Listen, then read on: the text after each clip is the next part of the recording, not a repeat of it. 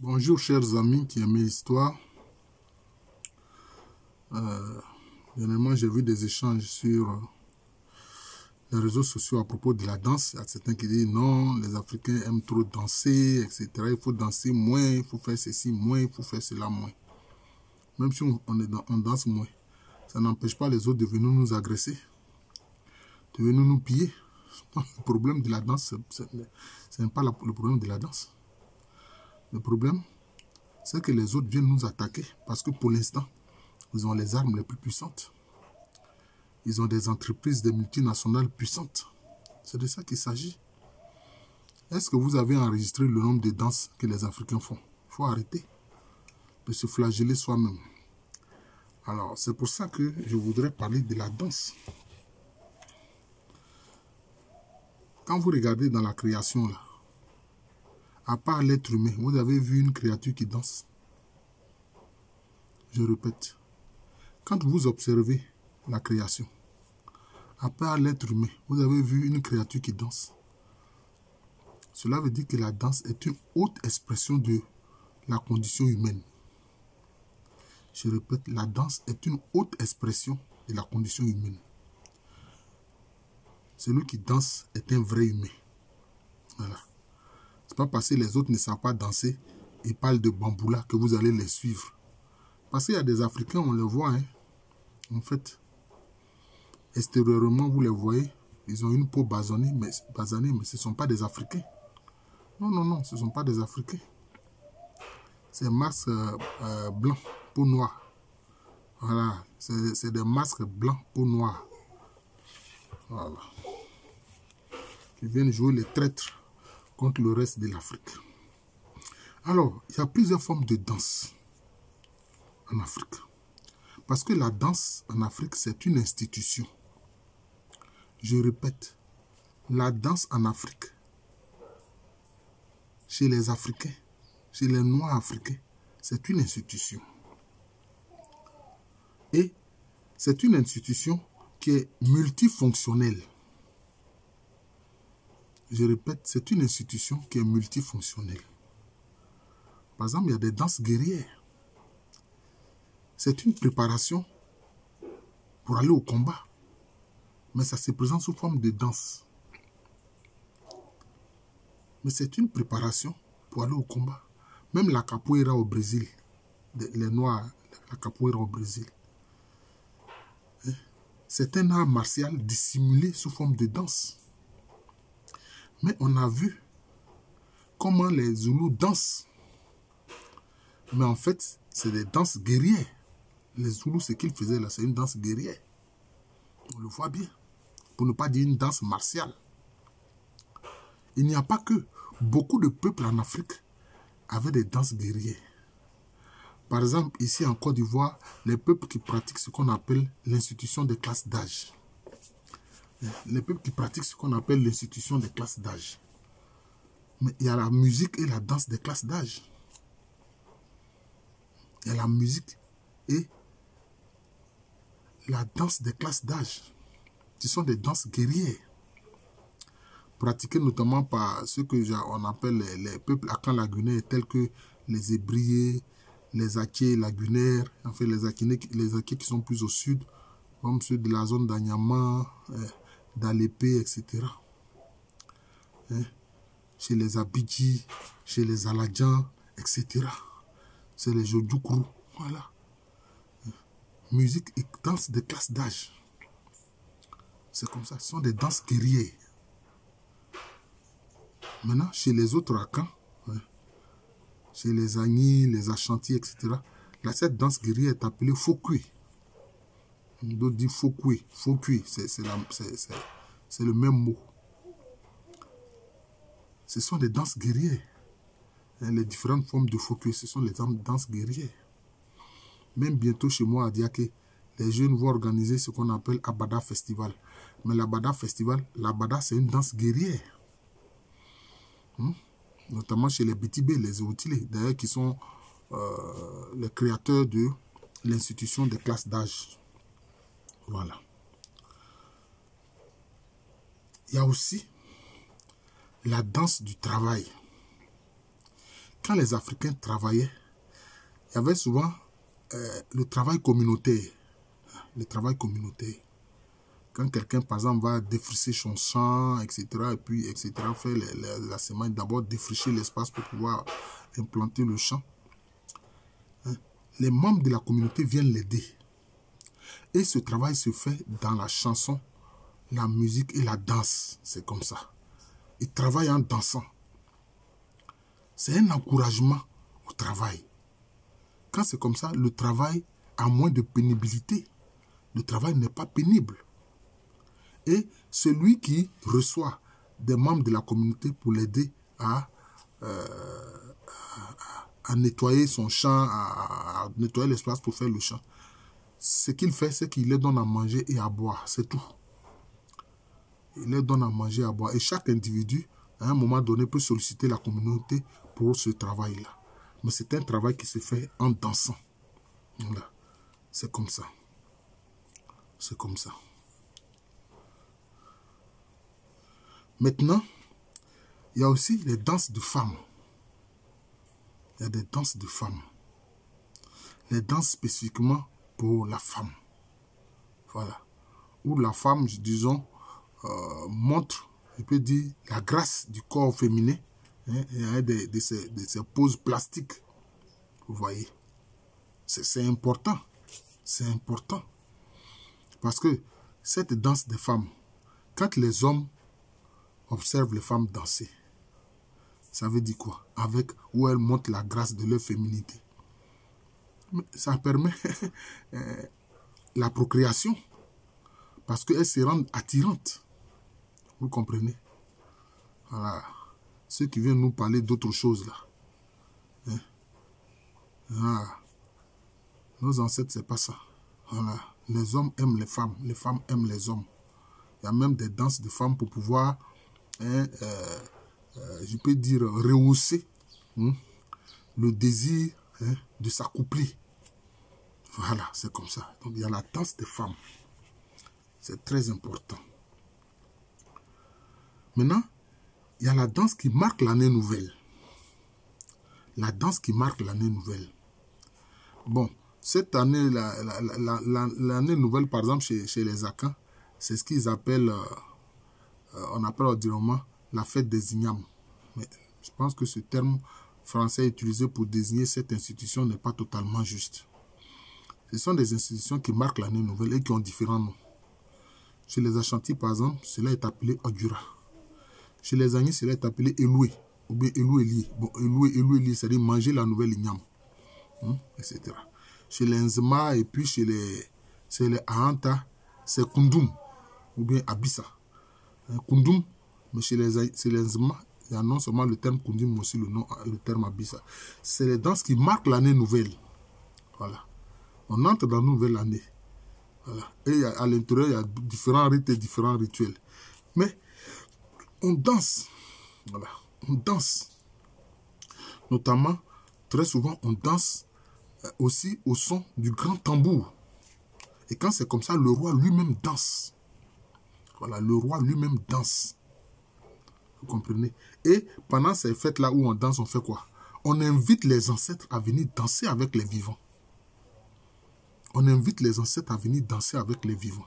Donc vous comprenez ceux qui parlent des danses là, qui ne connaissent pas là. La danse en Afrique, ce n'est pas un simple mouvement, non. C'est une institution. C'est un rite, c'est un rituel quelquefois. Hein? On invite les ancêtres à venir danser avec les vivants. Chez les Nzema, on dit, non seulement on invite les ancêtres à venir danser avec les vivants, mais même tous ceux qui sont morts, qui ne bénéficient pas de l'ancestralité, on les invite à venir danser. C'est ce que les Nzema appellent Mouama, c'est-à-dire ceux qui sont décédés, les défunts. Vous comprenez? La danse est une chose importante. Par exemple, chez les Abel lagunaires de la région d'Agboville, etc., le grand tambour, quand alors le grand tambour joue, qu'ils appellent Etigbano. Bon, les autres appellent ça Atumblan. Bon, enfin, c'est l'orchestre de tambour, mais le grand tambour même, les Agnés appellent ça Kenyankpili. Les Nzema l'appellent Edombolé. Bon, avec l'orchestre de tambour que les Ashanti appellent Fantonfrom. Et les Baoulés appellent Klinkpili. Mais c'est pas n'importe qui est autorisé à venir danser ça. Les descendants des captifs ne peuvent pas venir danser ça. Vous comprenez? Voilà. Les descendants des captifs, là, ils ne peuvent pas venir danser sur le son du grand tambour. Parce que le grand tambour, même en tant que tel, c'est une institution. Voilà, c'est comme ça. Même celui qui a commis un crime, qui a été condamné, hein, à être exécuté, s'il arrive à venir toucher de ses mains le grand tambour, là, c'est fini, on ne peut plus l'exécuter. Voilà. Donc, quand c'est comme ça, là, c'est comme si c'est pas tout le monde qui peut entrer dans la danse.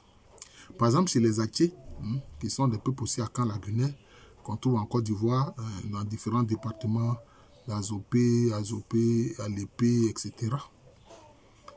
Mais chacun danse sa condition sociale.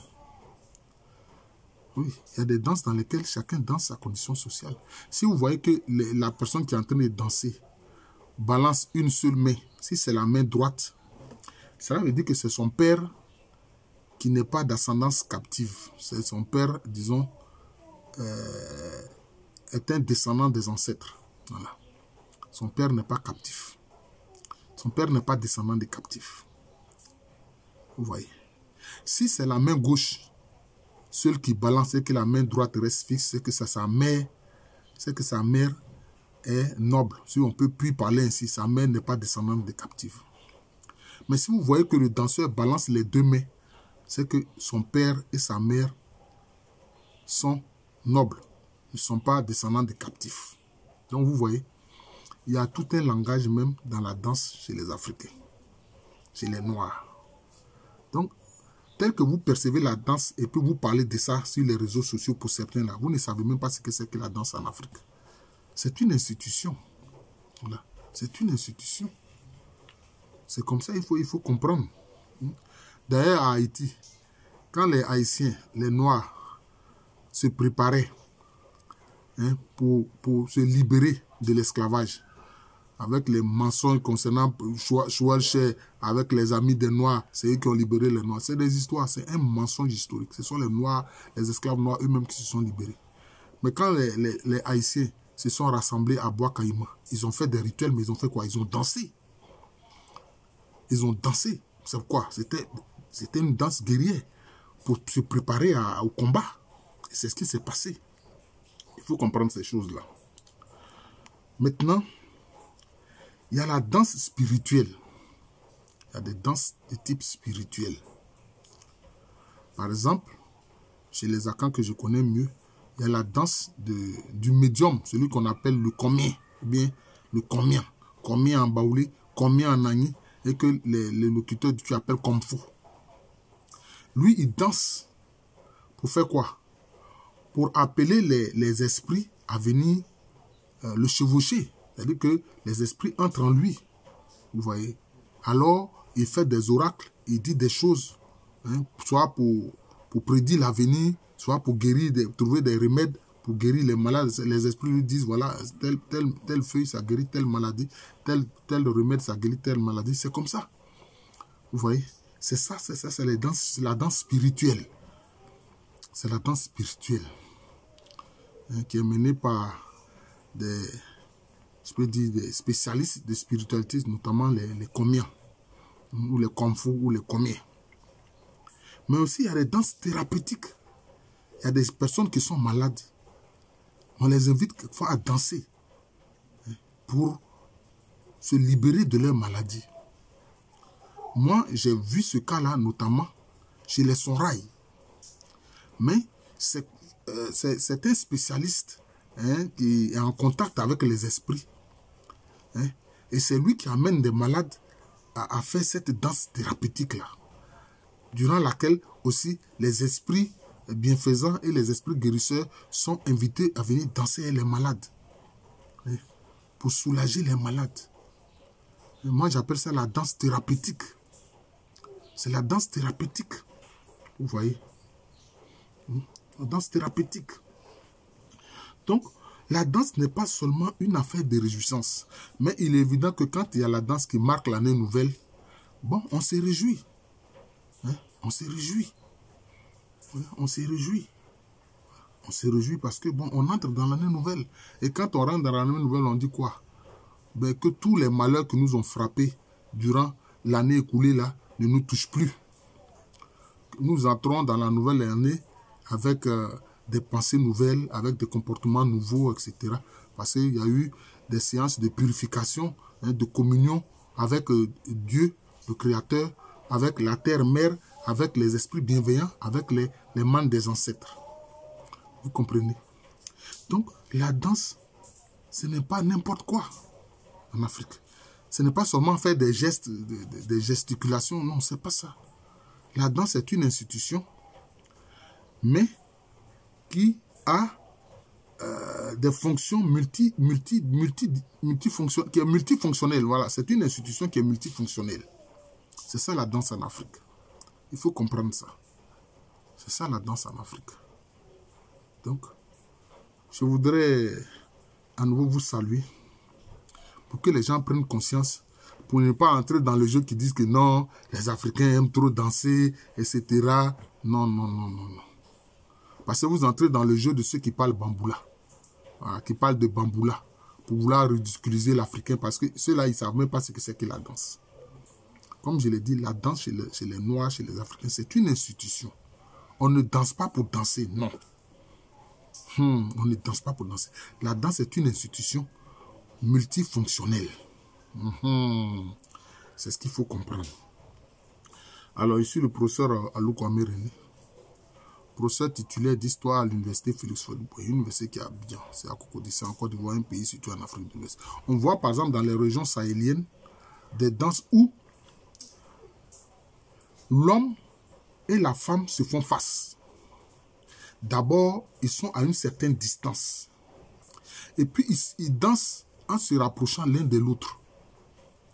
Mais qu'est-ce qui se passe? La femme fait des gestes gracieux.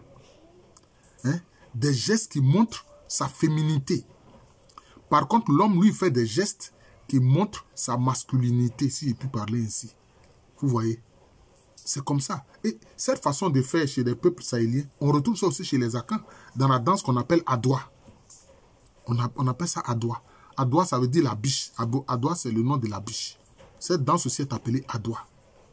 Là aussi, on voit la femme, quand elle danse, elle fait des gestes gracieux, hein, etc., qui montrent, je peux dire, des gestes placés qui montrent toute sa féminité. Maintenant, l'homme, lui, il fait des gestes qui montrent sa force masculine. Et, par exemple, dans les tests tambourinés, cela est symbolisé par un test qui dit « L'éléphant pose le pas, la biche pose le pas.